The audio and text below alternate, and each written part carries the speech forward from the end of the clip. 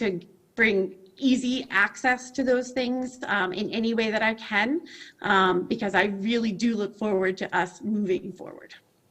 Thank you. Next question is a two-part question, and I'll start with you, Joe. What are your thoughts on housing and retail development and planning going on in North Andover? How will these impact our community, and what role will you play as a select board on projects such as these? I think we need to be thoughtful and more deliberative on development. I think we need to now focus more on the retail end as opposed to the housing development end. And as I just mentioned, I think we really have a housing crisis. We have now put ourselves in a position, in my opinion, is that the developers now are really going to control how North Andover looks, where they're going to build, and how many people are going to live in North Andover based on the decisions we made over the last 4 or 5 years that we didn't listen to the residents. And because of that, we have a real problem on our hands. Now, the moratorium I'm suggesting has nothing to do with affordable housing because it's exempt from affordable housing. What has happened in the past is, as stated by the town manager, is that because we did not comply with the state law, we are now further behind than we were before. And so what happens now is that the developers can now develop almost wherever they want because we haven't hit that mark. That is a real problem for us, and there's no end in sight. Thank you. Janice, same question. What are your thoughts on housing and retail development and planning going on in North Andover? How will these impact our community, and what role do you play on the select board on projects such as these? You unmute, please. Unmute. Thank you. You got it. Not all projects are necessarily good for our town, and the most critical component to anything we move forward is that we do our due diligence. That means we involve the planning board, the conservation commission, the zoning board of appeals. They are inherently required to do traffic studies, environmental impact studies, and study the impact on our schools. All of this is part of their day-to-day work. So the other really important part is that all parties involved must have a seat at the table. This is work I already do as a member of the Merchants Association. I'm able to see how we can help our small businesses and what might be useful to them. And this is absolutely work I will continue to do as a member of the Select Board. I will remain steadfast in bringing all parties to the table, doing due diligence, and making sure that we only move forward with plans that are beneficial to our community. Thank you. Richard, same question. What are your thoughts on housing and retail development and planning going on in North Andover? How will these impact our community, and what role would you play on the select board on projects such as these? Okay, thank you for that. Let me first start with the retail development. So my family owned a business in North Andover for close to 60 years, and we were on Main Street. And for most of those years, there was very light retail on Main Street. I would like to continue to work to try to bring retail to Main Street. We did a redevelopment on the Bradstreet School. We brought some new retail shops there, and actually where you are right now in the studio. So I would like to continue to try to bring retail downtown in North Andover. With respect to the housing development, I feel that having been on the zoning board, I would politely disagree with my fellow candidate, Mr. Joe. I'm sorry, Joe.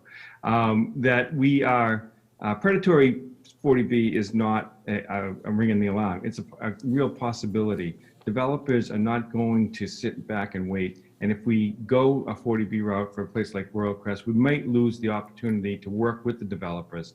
I'm not saying that I'm in favor of Royal Crest right now, because the way it sits now, I am not. But I think we need to do our due diligence and continue to work with them and get to a project that we can all be happy with. Although we're not all going to be happy, not everyone will be happy, but we need to try to get to a reasonable. Thank you. Okay, next question. Start with Janice. Do you think the gas crisis and pandemic have impacted the role of town government and select board? If so, how and what lesson can we apply moving forward? I think it's incredibly important to recognize that the role of the select board is very varied. And so, yes, the last couple of years have brought to light the fact that we do need to be able to manage crises. And I think that's actually a really great learning point for us. It's something having lived through, honestly, both the Columbia gas explosions, where we were out of our house for 5 weeks after being home and cold for 4 weeks. And also my family having gone through having COVID. What hits home for me is that my role on the select board will be, again, to stay in tune with the community and make sure that everybody's voice is heard and make sure that we are incredibly good at communicating what needs to be communicated. That was something that was lacking during Columbia Gas, and our elected officials stepped up, and I volunteered and went door to door to make sure that people had what they needed. And I would absolutely do that again. That's part of what being on the select board is all about. Thank you. Richard, same question. Could you repeat it, please? Sure. Do you think gas crisis and pandemic have impacted the role of town government and select board? If so, how and what lesson can we apply moving forward? Okay, yes, 100% it has impacted. I think we as a town have learned a lot from these two crises.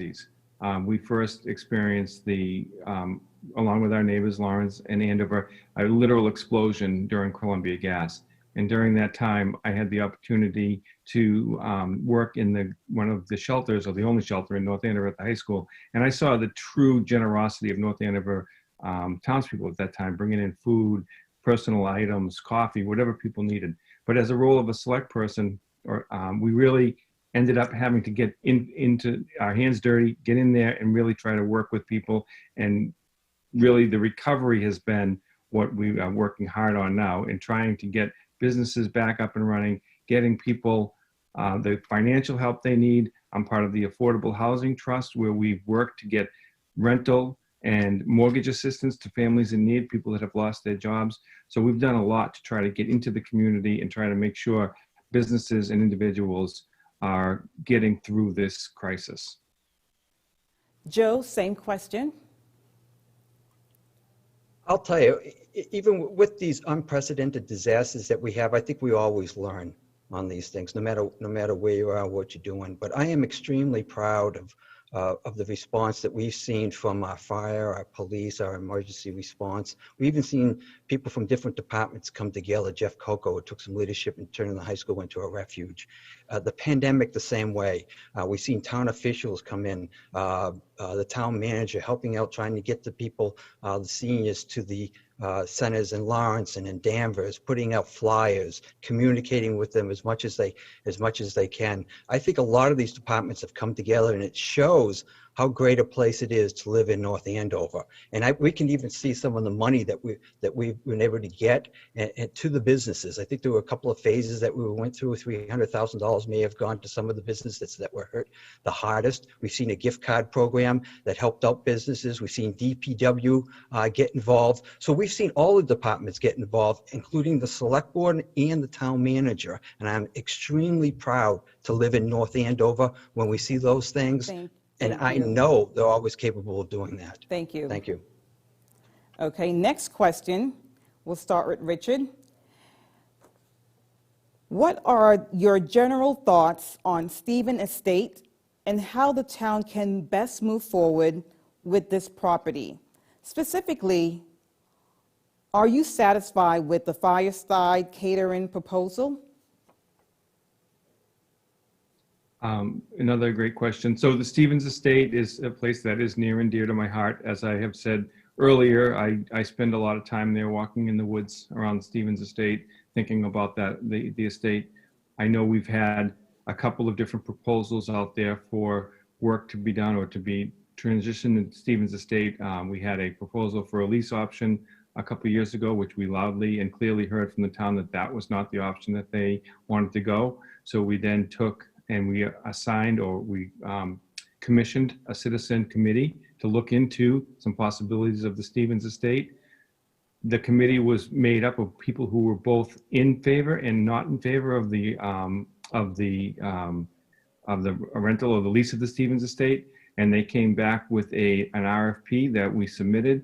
Unfortunately, we have only gotten one respondent. It's a very qualified, a very good respondent.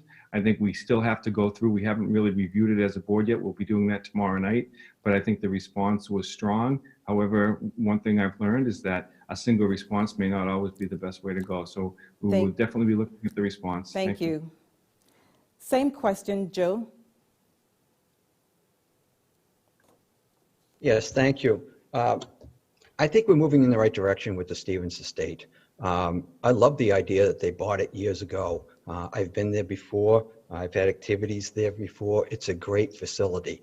It's my understanding now that they have outsourced the management of that facility and that they've received one bid on that facility. What I would like to see, if I could, is to be outsourced again. I don't know if we can. I would talk with legal counsel. I'd also like to get some ideas from the steering committee who put this together and get the thoughts from the trustees of the estate.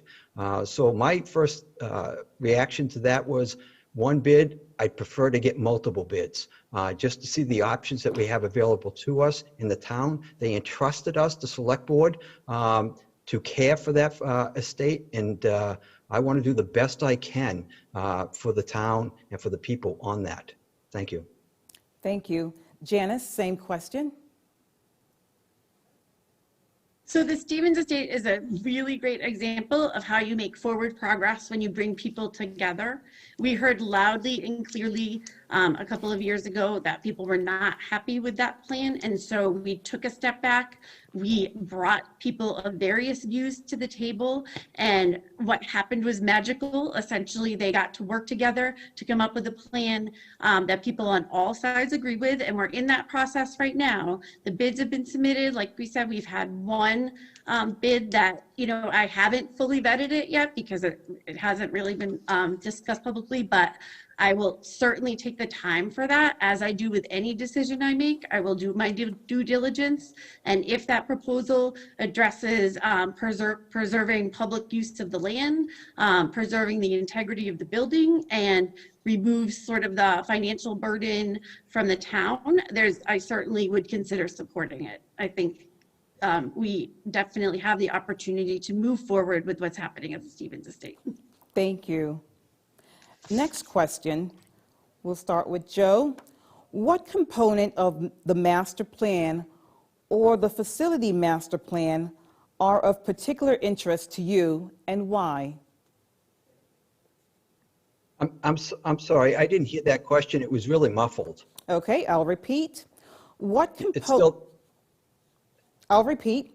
What component of the master plan or the facility master plan are of particular interest to you, and why? Okay, I think it had to do with the master plan and the master facilities plans. I think all of those plans, I think it's great to have a comprehensive approach to all of those. If it's the facilities planning in order to address some of the buildings that we have, whether or not you're going to relocate them, whether or not you're going to renovate them. I think those are all good plans. I think the problem sometimes is that they need to be updated, particularly when you have a lot of change in the community. And in particular with the master plan, I think that gives you some great strategies on some of the elements that we're working on. There were 7 elements in that plan. We've had subcommittees now coming up with strategies for each of those elements, and I think it's great. But I think you need to dig deeper into some of those numbers. But I also think that with those, you really get an understanding of what the town wants and some of the major concerns that they have. And I think you need to listen to those concerns, and I don't think we have. And in fact, I think we've done the opposite. And I think we've really caused some real problems down the road. And I've discussed it before. But that master plan is a good place to go if you want to find out what's near and dear to the people in this town. And I can tell you right now, they were ignored. Thank you, Joe. Janice, same question. And I just would like to know, can you guys hear me? Now Thumbs we up. can. Excellent, thank you. All right, Janice, same question. Let me know if you need for me to repeat it. Could you repeat it, please? It was a Sure little muffled. can. What components of the master plan or facility master plan are of particular interest to you and why?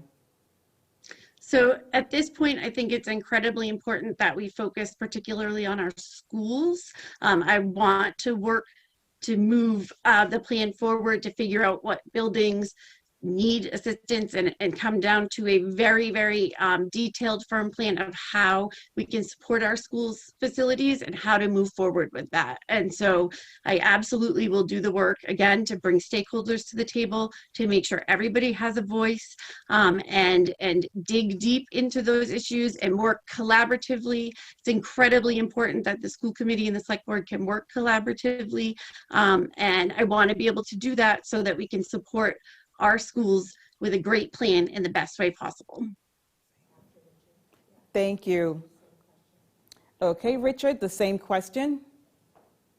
Okay, sure. So if I'm looking at the facilities, not the facilities, the master plan. So there's a lot in there, as Joe alluded to. There's a lot in there, and there's over 103 initiatives in there. And so what we've done is put together, and what we never wanted to do is put that plan on a shelf and just let it sit, like prior plans have done. So this plan was completed in 2018. As Mr. Finn said, we had quite a bit of community input. I was there at the sessions. There were a lot of post-it notes that were floating around, and the organization that put it together did a tremendous job coming up with the plan. I do take a little bit of exception of saying that it was ignored. I don't think has been ignored. We're working on it. We've got a committee that's gave us their second report just 2 weeks ago. They're taking the 103 different initiatives and they're breaking those down and trying to address them in consumable numbers that they can actually get accomplishments. We've already had one proposal in front of us and we're looking for additional ones, but the committees each are taking separate of the 7 sections of the document and trying to come back with recommendations on how we can fulfill that document. So the town is working on it. Thank you. Okay, next question is from a community member. As our town become more racial and ethnical diverse, how do you see the select board role in diversifying town government? We'll start with Janice with this question. It's a great question. One of the most important roles of the select board is to remove barriers to participation. And so simply by working hard to do that, by being communicative and open and talking to people about what prevents them from engaging, when we work to remove those barriers, by its very nature, we will be increasing participation and access to all members of our community, and that is incredibly important. Thank you. Richard, same question. I'm sorry, could you repeat it? Sure. As our town become more racial and ethnical diverse, how do you see select board role in diversifying town government? Sure. So after all of the unrest last summer, we did commission a diversity board to help and to guide us in those help and make some of those decisions. And it's a difficult process, and we've tried hard to try to live up to that. I think the board needs to, we have so many boards and committees in town, and I think having a reflection of the diversity in the town on those boards is an important aspect. Part of our job as on the select board is to make those appointments to those boards. And I think we look at that and we try to reflect on those boards what we have in town with respect to racial diversity. Thank you. Joe, same question. I spent a great deal of my career hiring people. I started an entire field office in federal law enforcement, and part of that was hiring individuals. And it's so important that people keep in mind in terms of the laws and the human resource policies when it comes to hiring. We obviously want to keep an eye on hiring the most diverse workforce as we can. And that's exactly what we try to do when we're interviewing and hiring people. But it's so important to come up with methods and ways to reach out to different communities so that the people know about the opportunities that we offer them. And we did a very good job of that when we were hiring in our federal law enforcement offices. And I believe we did a very good job when it came to having diversity in the workplace. And I think that's exactly what we would do here when we're bringing people on at boards and committees. Thank you. We will now end with closing statements, and you will each have 1 minute for closing statement. We'll start with Richard.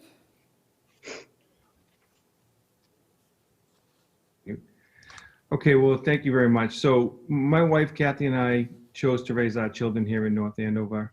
We were very active in community and in schools. We did our best to try to make this town a tremendous place to work, live, and play, and learn. I've taken the role as a select person very, very seriously, and I've tried to do the best I can to promote all of the best aspects of North Andover. I feel the last 9 years I've served North Andover with dignity, respect, and honor, and it's been a privilege of my life. And I hope you will allow me to continue to serve the community that we all love so dearly. So I'm asking for your vote, one of your 2 votes for Select Board for me, Richard Valancourt. Thank you for your consideration. Thank you, Richard. Janice? North Andover needs a leader who's in tune with the needs of our community and ensures that all voices have a seat at the table. I already work in our community every day to help people, encourage engagement, and bring people together. This is the hard work that needs to be done to move North Andover forward. We need to get to work to get our residents vaccinated as quickly as possible so that we can get students safely back in schools and get people into our local businesses. We need to do the work to be certain that every project is properly vetted through all the right channels and that all interested parties are involved in the process. I won't make feel-good promises that I can't keep. We need to do the hard work to focus on our schools as we come out of the pandemic and look to the future. And we need to do the work to make North Andover a community that seniors and young families can afford to be a part of. I pledge to continue the work and invite you to join me. I ask for your vote. Let's get to work. Thank you, Janice. Joe? Thank you. First of all, I want to thank the moderator and the League of Women Voters for inviting me here tonight. I think North Andover is facing some real complex and challenging issues, and I really believe you should have somebody who has executive level experience on the board, because it's not about just talking about working with people. You have to have the ability to get things done through people. Someone who has actually gone in there and had some experience in policy making, decision making, solving complex problems. We need creative solutions right now to providing affordable housing to our seniors and our veterans, bringing more business to North Andover, protecting and expanding our open space, natural resources, and recreational facilities. My wife, Nancy Oakes, and I raised 3 sons in North Andover, all 3 to graduate from North Andover High School, just as my wife had. I have been heavily involved in the community most of the 21 years in North Andover. I love North Andover. I'm committed to our town and our schools, and I clearly understand the importance of community to our families. If you share some of my thoughts, concerns, I hope you will consider voting for me on March 30th. I would honor your vote. Thank you. Thank you to the candidates for running for Select Board. While North Andover can work their magic again and bring us the school committee candidates, we would like to thank all the candidates for running for office. Thank you to the crew and volunteer from North Andover CAM, all the planning and production work they do to help make this forum look and sound great, for sharing it with as many of you. And thank you also to the North Andover Town Clerk, Trudy Reed. She has had quite a time stepping into the new community and running the election during a pandemic. Thank you to her, her staff, and to all the volunteers for all they do in helping the election run smoothly. If you would like to volunteer on Election Day, please contact Town Clerk Office.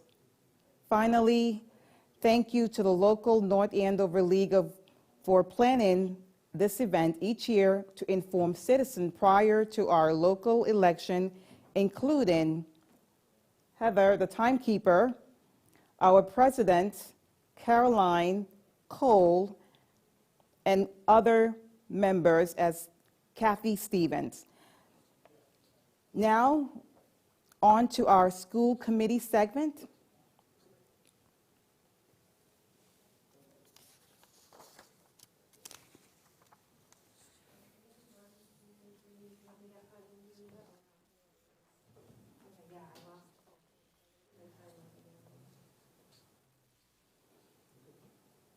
During our last panel this evening, we will hear from 5 candidates running for 2 seats on school committee: David Brown, Joe Ix, incumbent Andrew McDewitt, Pam Petrowski, and Rebecca Strong.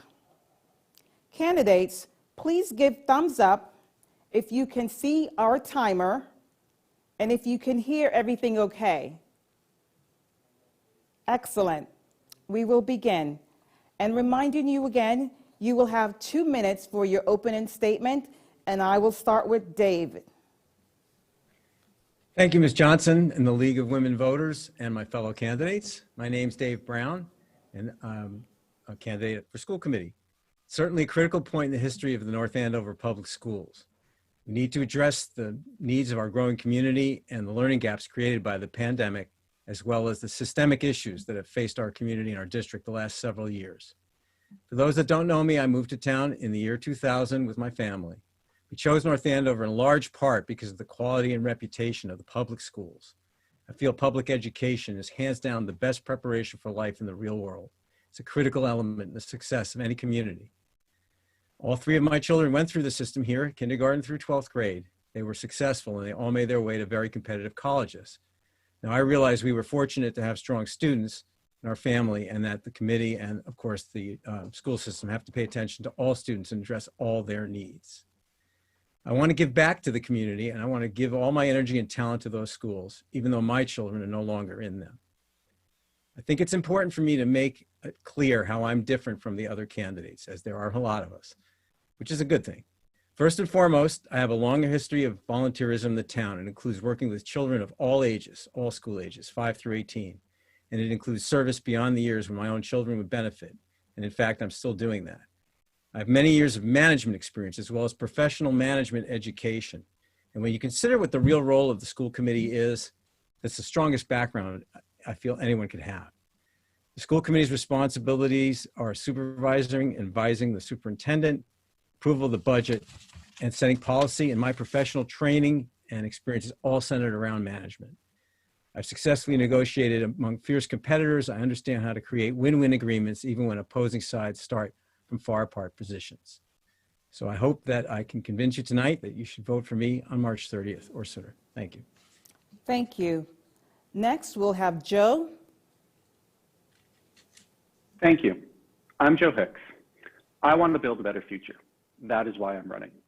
Our job is to prepare students to be active participants in a democratic society. Students who are ready to take on challenges and solve problems that we don't know exist or can even imagine. Students who have the skills, knowledge, and voice to participate in our diverse world with confidence, empathy, and dignity. And most importantly, students who can not only dream of a future for themselves, but are equipped to achieve those dreams. My professional career has allowed me to learn about the multifaceted needs of the school system. As a teacher, assistant program director, team leader, instructional coach, I understand what it means to be part of a school community. I have the knowledge base and education that is required to ask the right questions and to develop better policies. I have the experience creating and leading teams through examining data, creating solutions, and implementing action plans. I know the impact of what each choice means for the school committee. I've experienced it. This work is not new to me. It has been my passion for almost 2 decades. I care deeply about the future of the school system and the future of our town. I've lived the same frustrations, anger, confusion, joy, and happiness that we all have the past few years. I know what we have experienced, and I think there is something really important and valuable about that shared experience that we must embrace. So when we return to school, I do not want to return to normal. I want to return to something better. Our return is an opportunity to transform our district. To do that will take careful and diligent planning. And that planning begins with you and the choice you make on March 30th. It starts right now. You have the opportunity to shape what comes next for North Andover. I want schools that will always support our young people and always prepare them for what comes next. I want schools that foster deep learning and allow each student to belong and to be celebrated. That is the community that I want us to build, and I hope you join me on this journey. Only together can we build a better future. Thank you. Thank you, Joe. Andrew? Andrew? Unmute yourself, please.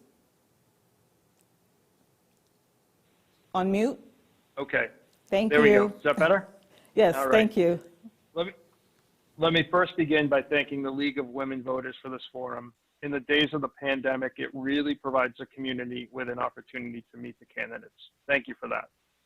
My name is Andrew McDevitt, and I'm a current member of the North Andover School Committee. All of the candidates gathered tonight have stepped forward to serve our community, parents, teachers, and of course our students.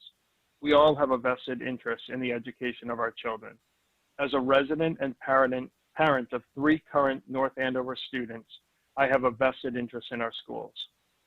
What differentiates me from the rest of the candidates, however, is experience. I will continue to look for accountability within the budget process, making sure that every dollar is well spent. My job has been and will continue to be, if reelected, to listen to as many perspectives as possible and to use that to guide my decision and my votes. I've always acted and voted in the best interest of our students and families. I've asked a lot of questions, and I've really pushed for answers and accountability. I've worked to negotiate the past 3 contracts with the teachers union and the MOA to return to school in September. While members of the MTA were picketing to not return to school, I was negotiating so that we could return to school safely for our teachers and our students. It was a partnership. And now as the guidelines have changed, I've been working and negotiating with the union this year on returning safely at every single level. It's involved pushing and advocating for a teacher and staff vaccination clinic this past Saturday, where 475 members were vaccinated. We all want our children back in school, but we want them back safely. I've asked hard questions and always advocated for our children. And if you've watched any school committee meeting in the past 9 years, you know I'm not afraid to stand for my beliefs. There's a lot of hard work, commitment, and dedication, and I wish to continue to serve with one of the 4 other candidates here. Thank you. Pam? Thank you. Over the last year, the pandemic has put a spotlight on how dependent our society is on public education. And that spotlight has made worse the challenges our system has put off for a long time. It's time we advocate for public education and demand that our school committee leads the administration and community to truly value its importance for all. Every family deserves to have their voices heard and have the chance to contribute to what makes North Andover schools successful. As an English learner teacher, I am a constant advocate for students and families with the highest need, but sometimes the quietest voices. As a parent, my passion and knowledge of education guide my children as I encourage them to find their voices. These dual life roles also provide me with an intense understanding of the inner workings of a school administration, as well as the compassion for the deeply personal challenges of educating our children. I have volunteered as a Girl Scout leader for years. I volunteered for the PTO at Atkinson since 2008 and served as a room mom. I've coached softball and field hockey, and I co-taught a neighborhood CCD class. I am highly qualified to advocate for all. Please vote for me, the school committee candidate who will continue to advocate for all with the same passion that has guided the last 20 years of my career in education and 17 as a parent. Thank you. Thank you. Rebecca?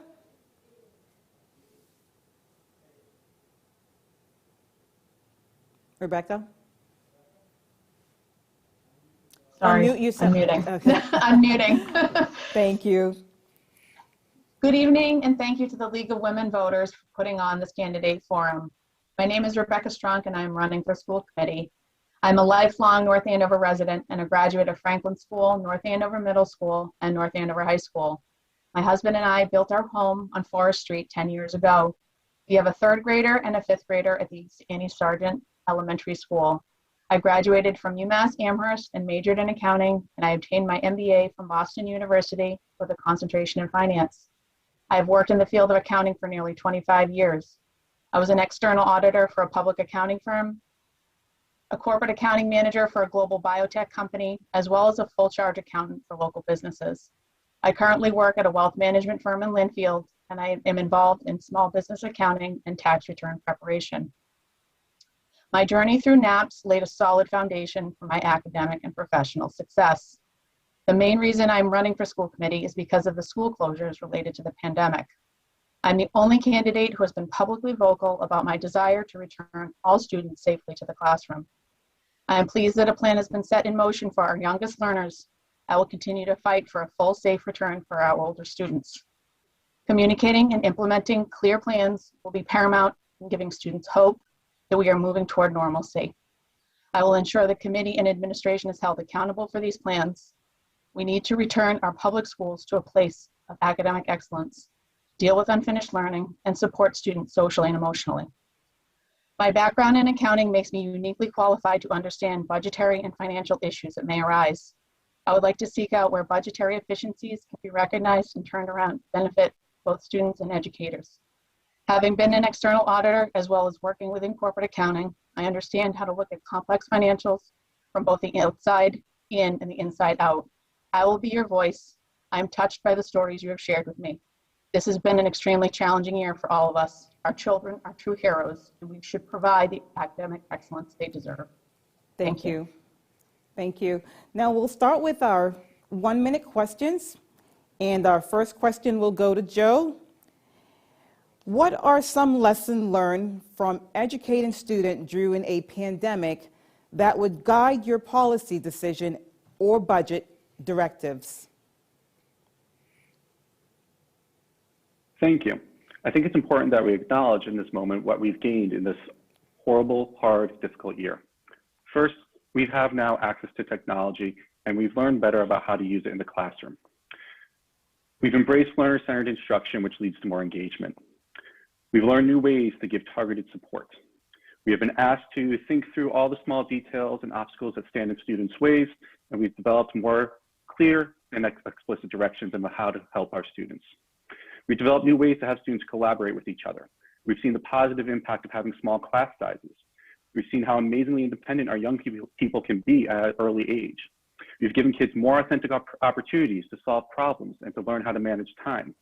We've learned about the power of choice and the power of trust, and we've experienced how important it is to develop strong relationships with our students and have strong SDL supports in place.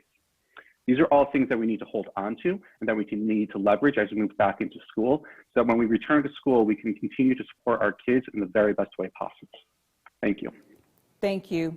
Next, Andrew. Same question. Thank you. Thanks. I think the first thing that we need to acknowledge as we start to think of lessons learned is just the massive amount of credit that we need to give to the students. You know, the fact of just coming into school and wearing masks and, you know, going through all of the different changes as it relates to safety protocol and spacing and even riding the buses. I think they have been absolutely wonderful throughout this entire process. At the same time, I think we need to give some credit, you know, to our teachers, faculty, and staff who have really helped to make sure that that's a safe environment for them, and the parents who have really supported them as well. I think one of the things that's really beneficial about this is, through COVID funding, there's been a massive influx in technology. We were definitely lacking with some of the one-to-one relationship between devices and students, and that has given us an opportunity to expand that. And I think that all of that is definitely a key to us moving forward. Thank you. Thank you. Pam, same question. Can you repeat the question, please? Sure can. What are some lessons learned from educating students during a pandemic that would guide your policy decision or budget directives? So as a teacher who's currently teaching during the pandemic, this is a really great question to answer. And I think that as I developed my own lessons this year, I had to change my mindset a little bit about what was really and truly important. And I think that as I've done that and as I've worked closely with my students, I teach beginner English learners. And if there's nothing harder to teach besides maybe teaching our young students how to read, it's teaching newcomers how to speak English through a screen. And I have students who are in person and on a computer at the same time. And so I've really had to change and focus change my focus on what's important with my classroom. And student engagement has always been something that I focus on. But this year, really the most important thing is getting our students to feel like they're part of a community. Because if they don't feel like they're part of a community, then they're not going to learn and feel trusted and feel like they can take risks to learn. Thank you. Rebecca, same question. Could you just repeat the question one more time, Sure. please? What are some lessons learned from educating students during a pandemic that would guide your policy decisions or budget directives? It's an excellent question. I've learned a lot about educating and having my own children educated in a pandemic environment virtually. My children are currently in the hybrid method. I find the greatest lesson learned is how children have become incredibly independent and very tech forward. All children have been able to troubleshoot and ensure that their days go on smoothly, that they maintain a solid schedule. Developing that independence, especially for some pivotal years, 5th grade, 8th grade, senior year, are really important. They're important life lessons. And also learning how to connect more closely through a virtual environment. I find that that's been a challenge, but a lot of these children have been very resilient in being able to establish a solid connection. Thank you. David, same question. Sure. I've had the pleasure this year of getting into the classroom myself as an educator for the first time since I was in grad school. It's been eye-opening. I have to say the students, the parents, and the teachers have all learned some good skills that'll serve them well going forward, and pretty much have adapted as best as could be expected. I think it's really interesting. Parents, I think, have seen up close and personal how education really works, much more so than they probably ever had before. And it's kind of seeing how the sausage gets made, and it can be kind of difficult for them. But my experience so far has really been pretty positive. I think the students have reacted really well. They really want to be there. And I think one important budget thing that we have to be concerned with in planning going forward, how to make up for the gaps, the incredible gaps that have occurred over the past year and a half. We're going to have to set aside some money for that. We're going to have to do a lot of planning to address that as the next year or 2 or 3 even go forward. It's going to be a big challenge. Thank you. Next question, we'll start with Andrew. Do you think budget priorities or policy should change to address the learning loss experienced during a pandemic? If so, how? Great question. I actually voted against the budget this past February when we did pass the budget because there was funds that was in there. They were recovery services funds, and in my opinion, they were not allocated correctly, directly based on data of where we needed to spend those funds. So, anytime we are spending money, it is a school committee's obligation to ensure that those are being spent correctly and accurately. So when we start to take a look at that, it's not just putting staff into classrooms in order to help students learn. It's what are the tools that teachers need in order to get the students, get through to the students, to connect with them in order to do that. And so, it might be different things at different levels, but the data at this point, really has not been presented on how we're going to spend that. And so I think that that's a key thing, that we have that data that can make that decision, and then we can allocate appropriately for that.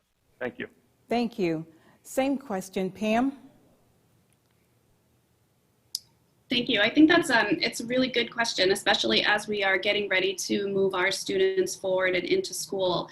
There's going to be a lot of data that needs to be collected and to determine where exactly our students' learning losses are.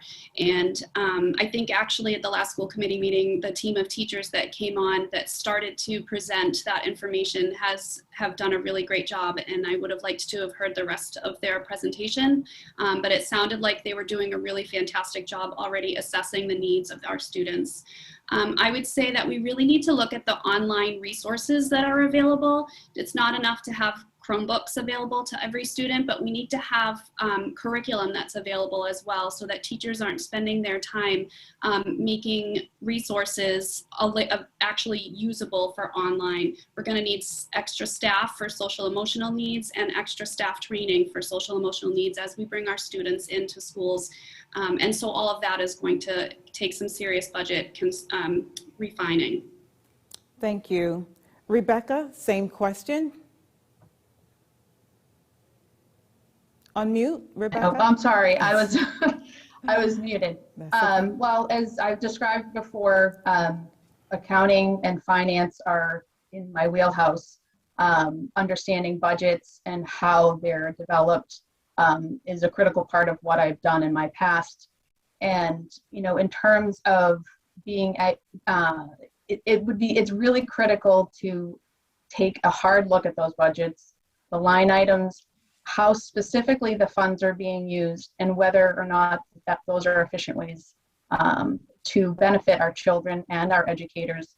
Our educators need additional resources, additional training, additional tools, not only for actual teaching, but to help support on a social and emotional level for all of their students. Thank you. David, same question. Okay, well, I think similarly, I've spent a good deal of my career in management roles and senior management roles where budgets are critical and happen all the time. I think we need to look at this in a similar way. You got to look at performance, you need to assess, and you need to improve. And I think that we need to take a hard look at how that works and plan. I agree that there's going to be, well, as I said earlier, there's going to be incredible gaps that we're going to have to fulfill. And I think we may need to look at some creative ways to do that. In addition to some of the ideas people have already mentioned, I think there could be some community involvement that could help. Get folks from the community to come in, maybe do some tutoring, right? Maybe provide that social and emotional support without it necessarily having to come directly from funds, although certainly funds will be needed. Thank you. Joe, same question.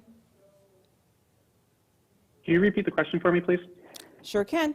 Do you think budget priorities or policies should change the address the learning loss experience during the pandemic? If so, how? Thank you. I think one of the things we have to start with is that we keep using that term learning loss, and as an educator, that term has always bothered me a little bit. I think that term is predicated on the fact that our kids have lost something in the past year and a half. And certainly we have met some challenges, but we also have to keep in mind the things that our kids have gained.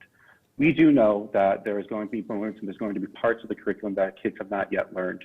And I want to stress that part, yet. And we do know that there are moments in the curriculum that teachers have not yet had the opportunity to teach. But we also know that kids are resilient and that they've done some great work the past year. And we do have to develop some assessments to figure out where our kids are so that we can meet those needs.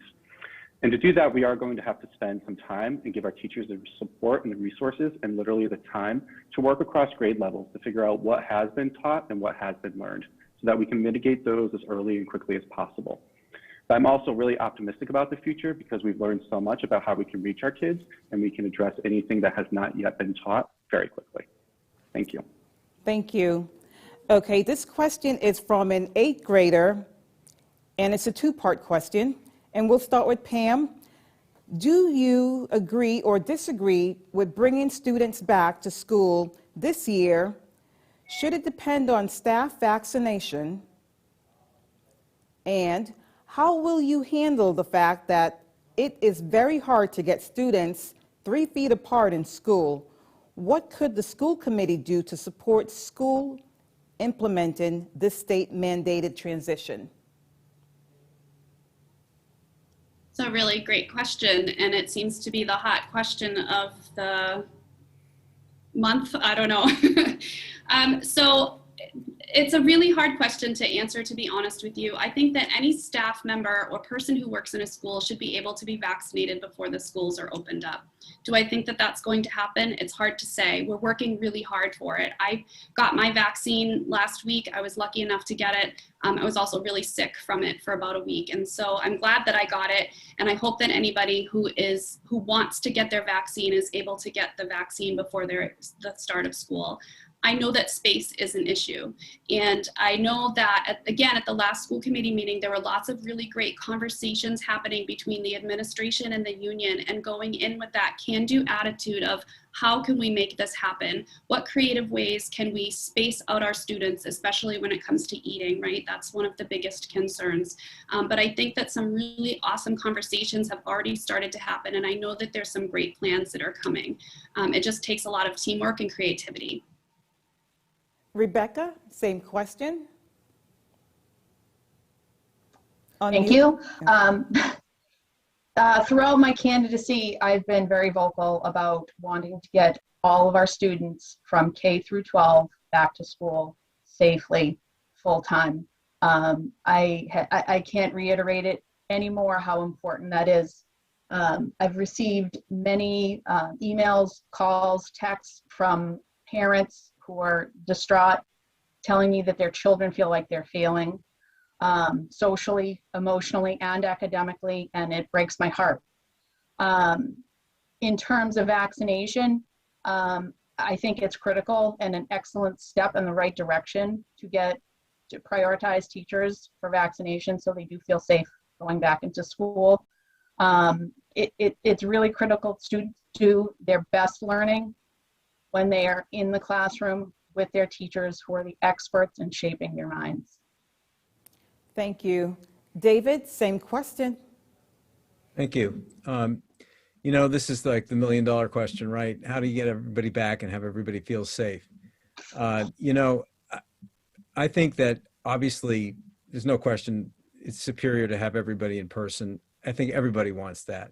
Everybody also would like to feel safe that they're there. You know, it's kind of out of our hands for some of the grades already, right? It's going to happen. I think we all have to react and do the best we can with that. I can't understand for the life of me why teachers and staff were not way up high on the list in the very beginning. That just mystifies me. But, you know, I guess one other I like the idea of creative solutions. I'm a big fan of turning problems upside down and looking at them the other way. That's what engineers do. And I think we need to get creative like that, do everything we can to figure out how to space kids apart, do the best we can. And then ultimately parents get to choose, you know, do they want their child in school under the best circumstances we can provide, or do they want to keep them home? You know, and I'm out of time. Thank you. Joe, same question. I will say that I just absolutely love the questions that our 8th grade students have been asking. They're so detailed and they're really on point in terms of what the important things to talk about are. So thank you to them. I'm really excited to return to school. I chose to be an educator a long time ago because I like school. I miss my students. I miss working with my teachers. I miss people. I miss talking to people face to face. I miss having lunch with my friends. I've experienced that type of environment just as all the students have, and I'm very excited to get back to being in school as soon as possible. I'm incredibly thankful to the administration and our state representatives for getting a vaccine clinic up so that our teachers can be vaccinated quickly to make sure that we can see this happen as safely as possible for everyone on April 5th and April 28th. I know space is always going to be a concern, and that just speaks to the limited space that we have always had, especially at our middle school. And that is a problem that the pandemic has brought to the forefront that we're going to have to continue to talk about and solve quickly. Thank you. Thank you. Andrew, same question. Perfect. Thank you. To begin, our students K to 5 will be back in classrooms on April 5th. Middle school will be back no later than April 28th, and the high school will be coming out soon, and hopefully you'll tune into the school committee meeting on Thursday night, and I think you'll hear more about that. Regarding whether or not teachers and staff are going to get vaccinated, when we started the process, we had about 650 teachers and staff. A number of them already had vaccinations due to whatever conditions. So we had about 600. When we started working to try to get the clinic out there, we needed about 450 or so. And so, through the numbers that already had them, we were able to vaccinate every teacher, faculty, and staff who needed one, and it was available to them on that Thursday, and I know that they were appreciative to it. Regarding the distancing, distancing is definitely an issue at all of our schools, most certainly the middle school. I will say that there's a plan in place. You'll hear more about that on Thursday night. The union and the staff have been fantastic about developing the guidelines to ensure 3 feet and safe distancing. Thank you. Thank you. Next question.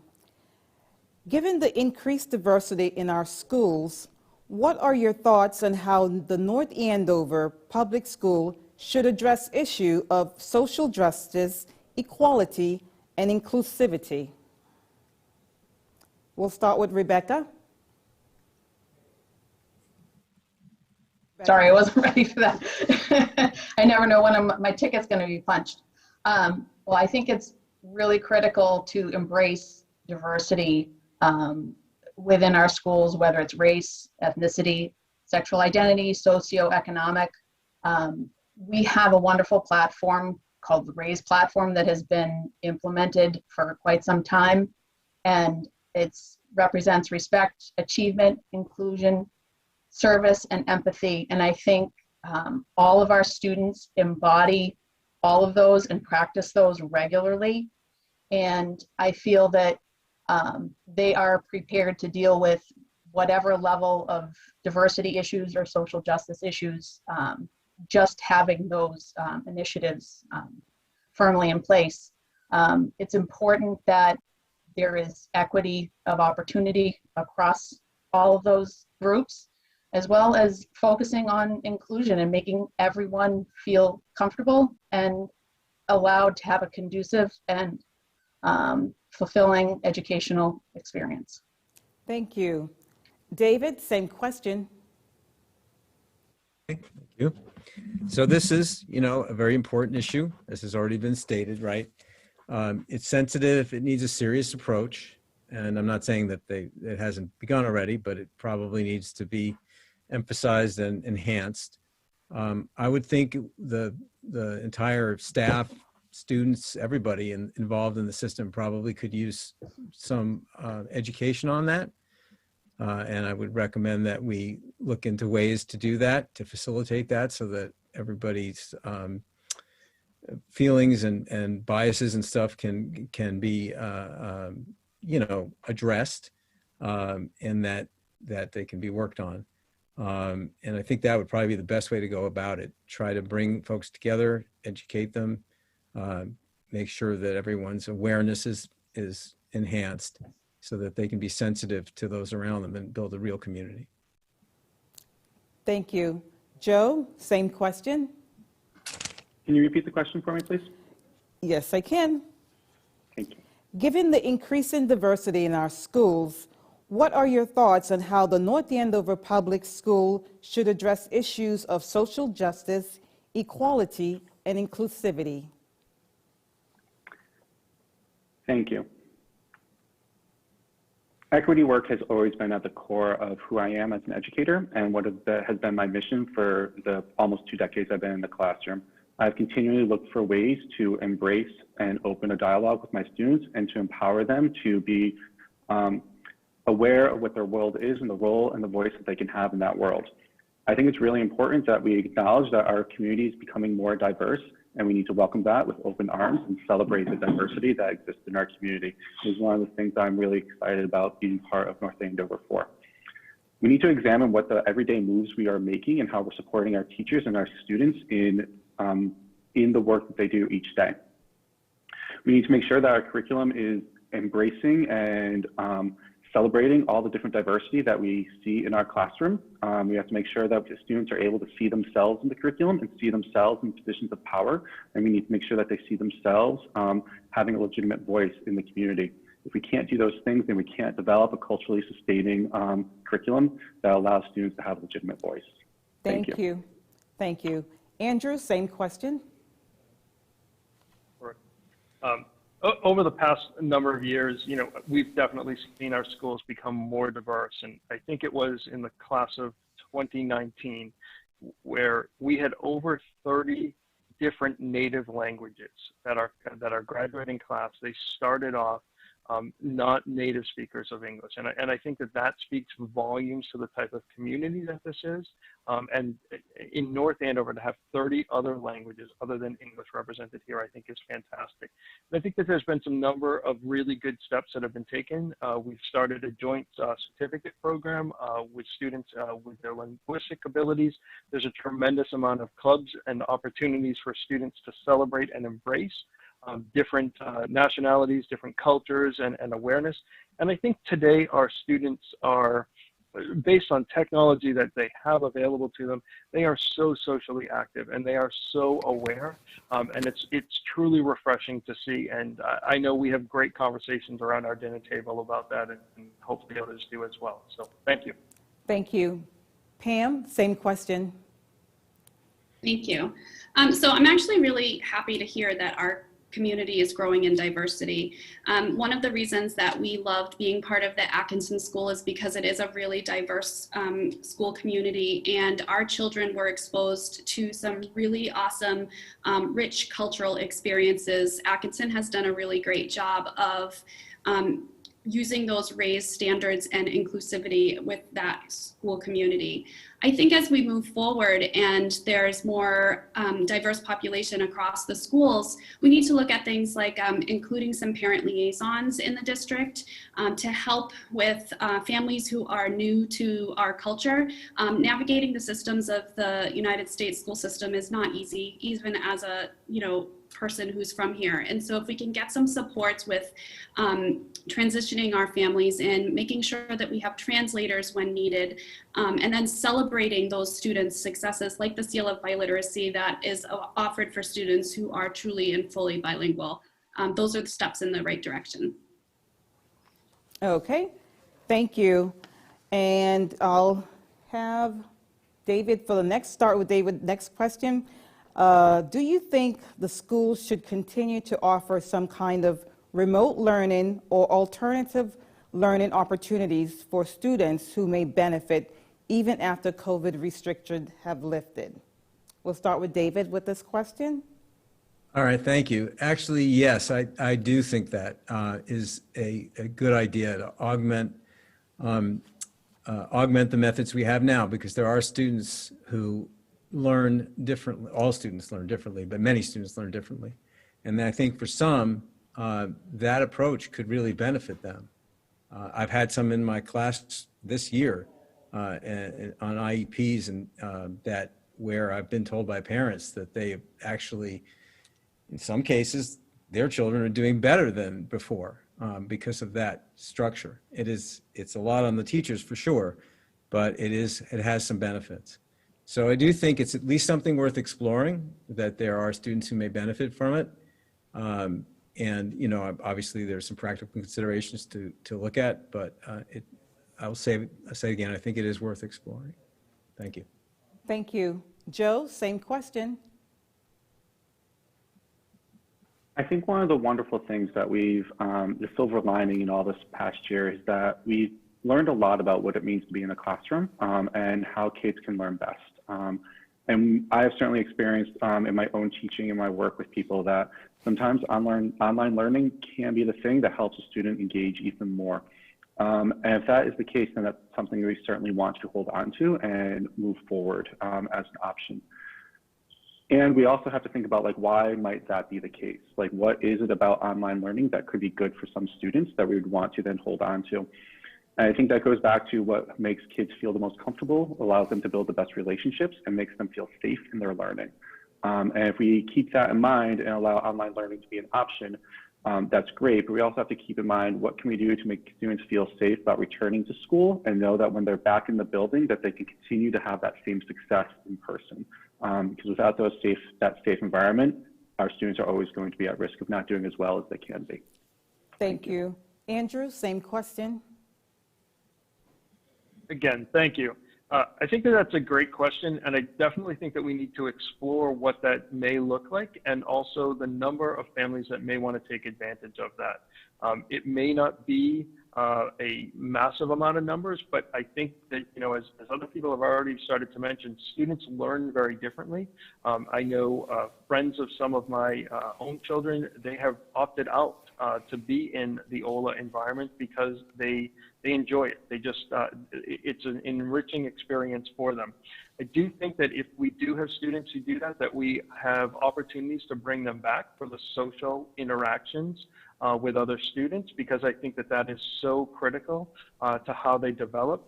And, you know, as we start to look at this, we may look and not have enough students, for example, in our town to do this maybe in, let's say, 3rd grade, or, you know, some other grade that's there. And do we have a partnership in a neighboring community? We already have partnerships with special education.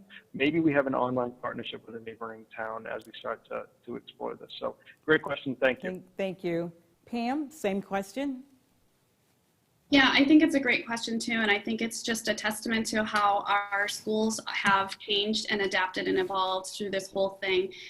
One of the things that I've had a really unique opportunity this year is because I'm teaching students in person and remotely at the same time. And while that's really, really hard to do, and I don't have all of the right tools and resources to do it, if one of my students misses the bus, he or she can still log on to our Google meeting in the class and not miss the content that we have for the day. So that's really something that's been great. I do think that it would be a really great thing to explore further for some of our families who have whatever reason that they need to keep their kids home or choose to keep their kids home. But I do think we really do need to look at what that looks like with resources and technology that's available, because I know that I'm doing it without the proper technology and resources. So if we're going to do this, we need to do it right. We need to have the curriculum, the technology, and the staffing. Thank you. Rebecca, same question. Thank you. This is definitely an excellent question. I think the pandemic has really shed some light on this opportunity for the town to look into a real robust online learning platform. Children have different learning styles. Some children who were failing in the class are excelling on the online platforms, and vice versa. I think we need to leave that option open, but we need to maintain some consistency in terms of curriculum, what is being offered both in the classroom, so it translates to what is being offered in an online platform, so everybody comes out having the same curriculum level. This also is an interesting point. Many people may choose to go online, and that may help ease the overcrowding of the schools as well. So if we have a larger portion of our student body who decides to choose OLA or an online learning platform, that may help alleviate that as well. Thank you. By March 30th, the voters will have the opportunity to vote for 2 of you for school committee. You each may take up to 1 minute to give a closing statement. And we'll start with Rebecca. Guess I'm back on. My message throughout my candidacy has been steady and consistent. I'm the only candidate who has been outspoken about and has been squarely focused on safely returning all children to the classroom. I will work with the committee and administration to come up with strategies on how to assess and deal with unfinished learning and returning North Andover Public Schools to a level of academic excellence. With nearly 25 years of accounting experience, it makes me uniquely qualified to understand and analyze budgets and other financial issues that may arise. Having 2 children in elementary school and having come through the school system myself, I have a long-term vested interest in the public schools. We can achieve academic excellence, close the unfinished learning gap, and support all students socially and emotionally, regardless of background. I will set the bar high, and I will put the hard work in to get our children the quality public education they deserve. I will be fair and open-minded and will do what is best for the children in our community. I hope you will cast your vote for me on March 30th. Rebecca Strong for School Committee. Thank you. Pam? Thank you. What this school committee needs is experience, and I have it. I have a master's degree in ESL education, and I have been an educator for over 20 years. I have worked in different school systems under many administrators. I know what good administration looks like, and I know how strong leadership will foster success, communication, and improvements seamlessly. I'm a parent of 3 children in our school district. I have a senior, a freshman, and a 4th grader at Atkinson. I want what is best for all our children. I am dedicated to being part of the team that improves district-wide communication and brings necessary resources and technology to our classrooms across the district. I am an advocate for all students. I ask for your vote and support for one of 2 seats on the North Andover School Committee. Thank you. Thank you, Pam. Andrew? Again, thank you to the League of Women Voters for tonight and for the other candidates for being here. It truly takes courage to run for any office, and this is certainly not a regular year and not a regular election.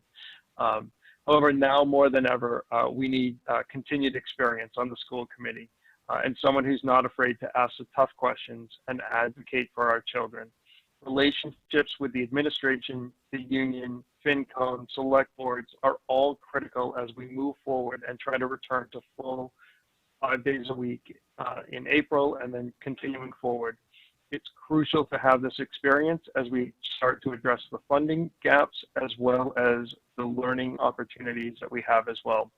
I hope you'll allow me to continue to fight for and advocate for the best for our town, community, and most importantly, our students. It's truly an honor to serve North Andover, and I ask for one of your 2 votes on March 30th at the high school or by absentee. Thank you. Not November. Thank you. Joe? Thank you. So, how will I work to build a better future? I promise to always be open, transparent, and accessible.